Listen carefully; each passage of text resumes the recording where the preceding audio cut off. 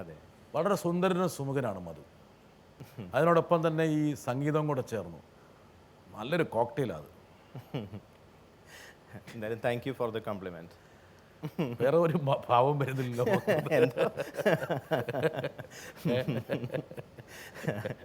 ശരിയല്ലേ ഞാൻ പറഞ്ഞത്?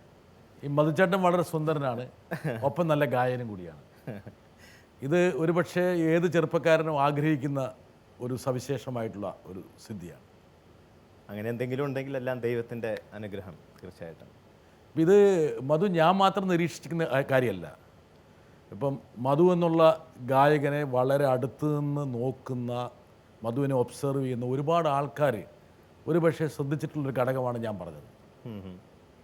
സുന്ദരനായ ഗായകൻ, ചെറുപ്പക്കാരൻ വരട്ടെ, ഒരാൾ വരട്ടെ. മധു എനിക്ക് ആരാണ് എന്നിങ്ങനെ ചിന്തിക്കുമ്പോൾ എൻ്റെ മനസ്സിൽ ഏറ്റവും സ്നേഹവും വാത്സല്യവും ചേർന്ന് എൻ്റെ മനസ്സിൽ പറയാനായിട്ട് തോന്നിക്കുന്നത് തീർച്ചയായിട്ടും മധു എൻ്റെ പ്രിയപ്പെട്ട അനിയൻ ആണ് എന്നാണ്.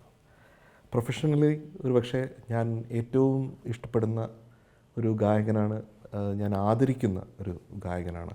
വളരെയധികം കാലിബറുള്ള, കപ്പാസിറ്റിയുള്ള ഒരു പാട്ടുകാരനാണ് അദ്ദേഹം, ഒരു സംഗീതജ്ഞനാണ് മധു എന്നുള്ളതാണ്. എനിക്ക് മധുവിനോട് ചോദിക്കാനുള്ളത് ഒരു ചെറിയൊരു കുറുമ്പ് ചോദ്യമാണ്. ഇതിൻ്റെ സത്യാവസ്ഥയെന്ന് എനിക്ക് അറിഞ്ഞൂടാ, നിജസ്ഥിതി എന്താണെന്ന് എനിക്ക് അറിഞ്ഞൂടാ.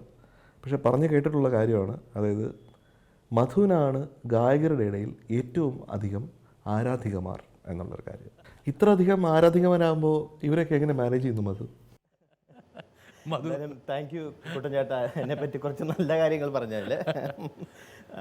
എന്തായാലും ചേട്ടൻ്റെ അനിയൻ തന്നെയല്ലേ ഞാൻ. അപ്പോൾ ഈ ശീലങ്ങളെല്ലാം ചേട്ടനിൽ നിന്ന് പഠിച്ചതാണോ? എന്തോ ഈ ശീലങ്ങളെല്ലാം ചേട്ടനിൽ നിന്ന് പഠിച്ചതാണോ? കുറേയൊക്കെ ചേട്ടനെ കണ്ടാണല്ലോ അനിയന്മാർ പഠിക്കുക. അതായത് ഒരുപാട് ആരാധികമാരെ ജീവിതത്തിലേക്ക് ആനയിക്കാനുള്ള പ്രേരകമായത് ജയേന്ദ്രനാണെന്നാണോ മധു പറയുന്നത്? ഇല്ല, ഞാൻ ചുമ്മാ തമാശയ്ക്ക് പറഞ്ഞതാ. പറഞ്ഞാലും കുഴപ്പമില്ലെന്നത്. എന്താ കാരണം അറിയോ? ജയേന്ദ്രൻ അങ്ങനെ ഒരു കോംപ്ലിമെന്റ് മധുവിൽ നിന്ന് കിട്ടാൻ വേണ്ടി ആഗ്രഹിക്കുകയാണ്. അല്ല, കുട്ടൻ ചേട്ടൻ ഇഷ്ടം പോലെ ആരാധകരുള്ള ഒരു വ്യക്തി തന്നെയാണ്. പക്ഷെ ആനയ്ക്കറിയില്ല ആനയുടെ വലിപ്പം എന്താണെന്ന്.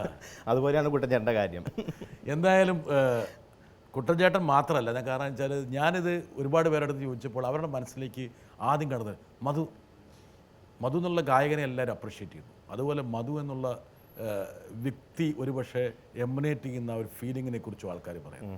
അപ്പം ഞാനിങ്ങനെ കുറച്ച് പേരോട് വെറുതെ റാൻഡമായിട്ടിട്ടപ്പോൾ അവർ ഒരു പക്ഷേ മധു എന്നുള്ള സംഗീതജ്ഞൻ്റെ ഈ പറഞ്ഞ ഗാനസബരിയിലേക്ക് പോകുന്നതിനേക്കാൾ കൂടുതൽ ശ്രദ്ധിച്ചത് ഞാൻ പറഞ്ഞ ഇങ്ങനെയുള്ള ഘടകങ്ങളാണ്. വേണം ഒരാളെ ഇവിടെ കൊണ്ടുവരാം, നോക്കാം. ഓക്കെ. മധു, നമസ്കാരം. JB ജംഗ്ഷനിലൂടെ സംസാരിക്കാൻ അവസരമുണ്ടായതിൽ അതിയായ സന്തോഷം.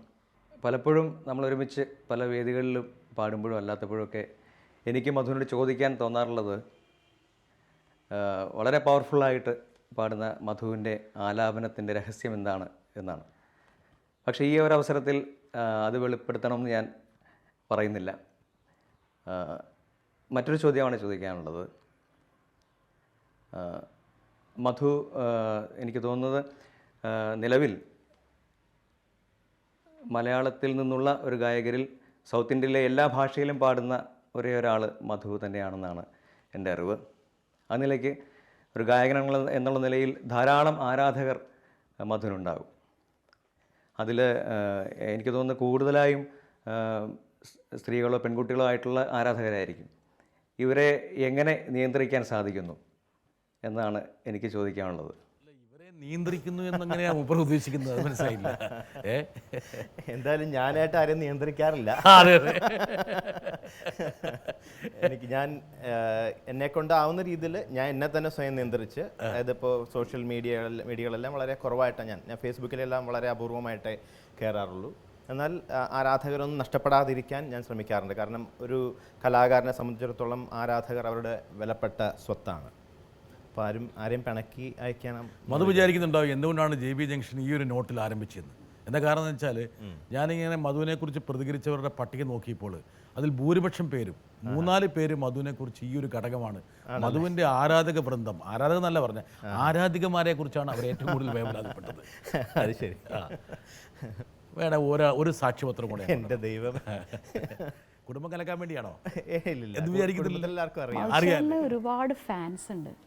ഫാൻസ് ഇപ്പോൾ പലർക്കും നമ്മൾ ഫാൻസ് കണ്ടിട്ടുണ്ട്, പലരുടെയും ആരാധകർ ഇപ്പോൾ സോഷ്യൽ മീഡിയയിലൂടെയൊക്കെ ഓപ്പൺ കമൻസ് ഇടുന്നതൊക്കെ നമ്മൾ കണ്ടിട്ടുണ്ട്. പക്ഷേ മധുച്ചേട്ടൻ്റെ ഫാൻസ് എന്ന് പറഞ്ഞാൽ അത് എനിക്ക് വളരെ വ്യക്തമായിട്ട് അറിയാം. ഒരാൾ മധുച്ചേട്ടൻ്റെ പേര് പച്ച കുത്തിയിട്ടുണ്ട്. പിന്നെ വേറൊരാളുണ്ട്, അയാളുടെ വീട്ടിൽ മുഴുവൻ മധുച്ചേട്ടൻ്റെ ഫോട്ടോസാണ്, അതായത് വീട്ടിൻ്റെ പടി തൊട്ട് മധുച്ചേട്ടൻ്റെ പടങ്ങളാണ്. പിന്നെ വേറൊരാളുണ്ട്, എനിക്ക് അറിയാവുന്നവരെയാണ് ഇനി പറയുന്നത്, ആ ആൾ എന്താ പറയുക, അയാളെ എല്ലാവരും മധു എന്നാണ് വിളിക്കുന്നത്, അത്രയും മധു ബാലകൃഷ്ണനാണ്. ഒരു ദിവസം ഒരു മെസ്സേജെങ്കിലും നമ്മളെപ്പോലുള്ളവരോട് ചോദിക്കും മധുചേട്ടൻ എന്ത് ചെയ്യുന്നു, എവിടെയാണ്. അതുപോലെ മധുചേട്ടൻ്റെ കുടുംബത്തിനൊക്കെ വേണ്ടി വ്രതം എടുക്കുക, വഴിപാട് കഴിക്കുക, അങ്ങനെ ഒരുപാട് ഒരു ഭാഗ്യമുള്ളൊരു പാട്ടുകാരനാണ്. ഇത്രയും ഫാൻസിൻ്റെ പ്രാർത്ഥന. എന്താണ് ഇതിനെക്കുറിച്ച് മധുചേട്ടന് പറയാനുള്ളത്? ഇതൊക്കെ അറിയാവുന്ന കാര്യമല്ലേ? മധു, ഇത് പച്ചകുത്തിയിട്ടുണ്ടോ? എൻ്റെ ഒരു ആരാധകൻ, ആരാധികയല്ല, പച്ചകുത്തി ആരാധിക ആരാണ്? ആരാധികയില്ല, ആരാധകനാണ് എനിക്കറിയാവുന്ന ആള്. അദ്ദേഹത്തിൻ്റെ പേര് സതീഷ് മാരാർ എന്നാണ്, കണ്ണൂർക്കാരനാണ്. നെഞ്ചത്ത് എൻ്റെ പേര് പച്ചകുത്തിയിരിക്കുകയാണ്. അതെ അതെ, കണ്ണൂരുകാരനാണ്. അപ്പം നമ്മുടെ നാട്ടുകാരനാണ്. അതെ അതെ. പക്ഷേ ഇവരെയൊക്കെ തൃപ്തിപ്പെടുത്താൻ മധുവിന് പറ്റുന്നുണ്ടോ? ഒരു പക്ഷേ അവർക്ക് ഒരുപാട് ഡിമാൻഡ്സ് ഉണ്ട്. അല്ല, അവർ ചിലവരെന്നെ ഫോൺ ചെയ്യുമ്പോൾ വിശേഷങ്ങളൊക്കെ ചോദിക്കാൻ വേണ്ടി ഇടയ്ക്കിടയ്ക്ക് വിളിക്കും. ചിലവർ ദിവസവും രാവിലെ വിളിക്കുന്നവരുണ്ട്, ചില ദിവസം രാത്രി വിളിക്കുന്നവരുണ്ട്. അവർ വിശേഷങ്ങൾ ചോദിക്കാൻ എൻ്റെ മറുപടി പറയും. ചിലർ പാട്ട് പാടി കേൾപ്പിക്കാമോ എന്ന് ചോദിക്കും. അവർക്ക് വേണ്ടതായിട്ട് ഞാൻ തിരക്കിലാണെങ്കിൽ ഞാൻ പറയും തിരക്കിലാണ്, കുറച്ച് കഴിഞ്ഞ് വിളിക്കാൻ പറയും. അങ്ങനെയൊക്കെയാണ് ഞാൻ മാനേജ് ചെയ്ത് പോകുന്നത്. ഒരു കലാകാരന് ഏറ്റവും കൂടുതൽ ഒരു പക്ഷേ അഭിമാനിക്കാൻ കഴിയുന്നത് ആ കലാകാരനെ സ്നേഹിക്കുന്ന, ഇഷ്ടപ്പെടുന്ന ഒരുപാട് പേര്. തീർച്ചയായിട്ടും അവർ നമ്മുടെ ആരാധകരെല്ലാം നമ്മുടെ വിലപ്പെട്ട സ്വത്താണ് ഒരു കലാകാരനെ സംബന്ധിച്ചിടത്തോളം. എന്തായാലും ആ അർത്ഥത്തിൽ മധുവിന് നമ്മൾ എല്ലാവിധ ആശംസകളും നേരുന്നു. ഈ ആരാധിക പട്ടിക ഇനിയും വിപുലപ്പെടട്ടെ, ദീർഘമാകട്ടെ എന്ന് ആഗ്രഹിക്കുന്നു. ആരാധകർക്ക് വേണ്ടി മധു ഒരു പാട്ട് തീർച്ചയായിട്ടും സമർപ്പിക്കുന്നു. തീർച്ചയായിട്ടും. എങ്ങു നിന്നു വന്ന പഞ്ചവർണ്ണ കിളി നീയോ, എന്നും എൻ്റേതെന്നു ചൊല്ലുവാനോ ഇഷ്ടമേറെ. നീ എൻ മുളം തണ്ടിൽ ചുംബിച്ചിരുന്നു പണ്ടേ, മൗനസ്വരമായി ജന്മങ്ങളിൽ. മോഹം കൈ നീട്ടുന്നു വീണ്ടും, തങ്കക്കിനാവിലൊന്നിച്ചിരുന്നു കണ്ണിൽ തിരി തെളിക്കാനായി. നെഞ്ചോരം നാളം തേടിയോ, എങ്ങു നിന്നു വന്ന പഞ്ചവർണ്ണ കിളി നീയോ, എന്നും എൻ്റേതെന്നു ചൊല്ലുവാനോ ഇഷ്ടമേറെ. നീ എൻ മുളം തണ്ടിൽ ചുംബിച്ചിരുന്നു പണ്ടേ, മൗനസ്വരമായി ജന്മങ്ങളിൽ. മോഹം കൈ നീട്ടുന്നു വീണ്ടും,